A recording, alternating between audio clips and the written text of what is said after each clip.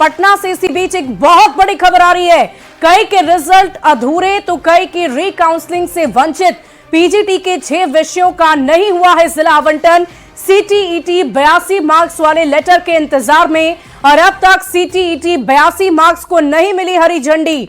बड़ी खबर आपको बता रहे हैं, ब्लैंक जिले वाले अभ्यर्थी भी हैं। असमंजस में 9 मार्च को मिलना है सफल अभ्यर्थियों को नियुक्ति पत्र।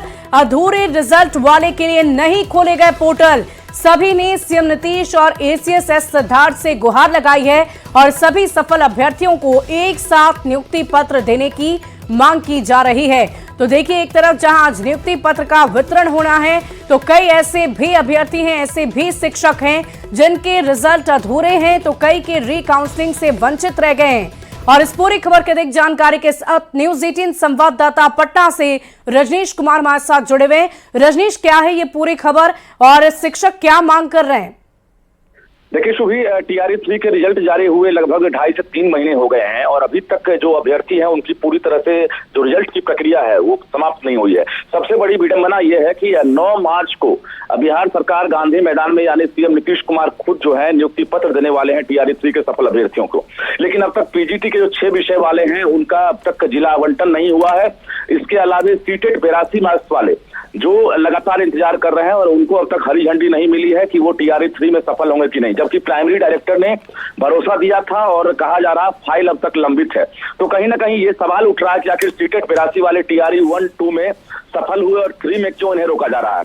दूसरी बड़ी बात है कि जो ब्लैंक जिला है, जिन्हें अब तक जिला आवंटन नहीं किया गया है, वैसे अभ्यर्थी चक्कर लगा रहे हैं। तो 9 मार्च को सफल अभ्यर्थियों को पूरे बिहार में नियुक्ति पत्र देना है। गांधी मैदान में मुख्य कार्यक्रम है और होली से पहले सरकार ये खुशखबरी देने वाली है। लेकिन ऐसे अभ्यर्थी जो लगातार अधूरे रिजल्ट के इंतजार में है, उनके लिए सरकार अब तक कोई आश्वासन नहीं दी है। शिक्षा विभाग से लेकर सीएम नीतीश कुमार को पत्र लिख रहे हैं और चक्कर लगा रहे हैं, लेकिन अब तक ये रास्ता साफ नहीं हुआ है। सवाल कई है कि आखिर एक साथ नियुक्ति पत्र क्यों नहीं दिया जा रहा है। जब सभी सफल एक साथ हुए हैं, एक विज्ञापन पर रिजल्ट जारी हुआ है, तो आखिर अब तक पोर्टल क्यों नहीं खोले गए? क्योंकि डाउटफुल वाले जिनका सर्टिफिकेट अपलोड गलत हो गया था उनके लिए पोर्टल खोलना है, लेकिन अब तक शिक्षा विभाग ने बीपीएससी को ही पत्र नहीं लिखा और पोर्टल नहीं खोले गए हैं।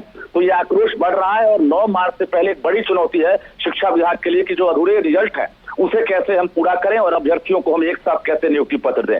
शुभी और रजनीश, हम आपसे ये भी जानना चाहेंगे कि जो काउंसलिंग की प्रक्रिया है वो सबके लिए एक साथ चल रही थी, तो ये जो शिक्षक है उनकी काउंसलिंग की प्रक्रिया अधूरी ही कैसे रह गई? साथ ही साथ रिजल्ट भी पूरा क्यों नहीं आ पाया? इसके पीछे क्या क्या वजहें रही? देखिए, गेस्ट टीचर्स को हाईकोर्ट ने वेटेज देने की बात कही थी, जिसको बीपीएससी ने एक तरह से रिजल्ट के समय वेटेज नहीं दिया और बाद में जब पीजीटी का रिजल्ट जारी हो गया तब जाकर गेस्ट टीचर्स को इंक्लूड किया गया, जिसकी वजह से 6 विषय जिसमें गेस्ट टीचर शामिल हैं उनके रिजल्ट को फिर से जारी करने की बात कही जा रही है और उनका एक तरह से यानी कि रजनीश, ये जितने भी शिक्षक है ये सभी गेस्ट टीचर है? नहीं, बिल्कुल नहीं है। ये गेस्ट टीचर्स का भी मुद्दा है। जो 6 विषय के जो जिला आवंटन नहीं हुए हैं पीजीटी में, उसमें गेस्ट टीचर्स की वजह से नहीं हुए हैं और अभी तमाम प्रक्रिया जो है एक तरह से अधूरी है और ऐसे में जो नियुक्ति पत्र दिया जाएगा इससे पहले। और वाकई रजनीश, देखने वाली बात होगी कि इन शिक्षकों को आखिर कब तक इंतजार करना होगा।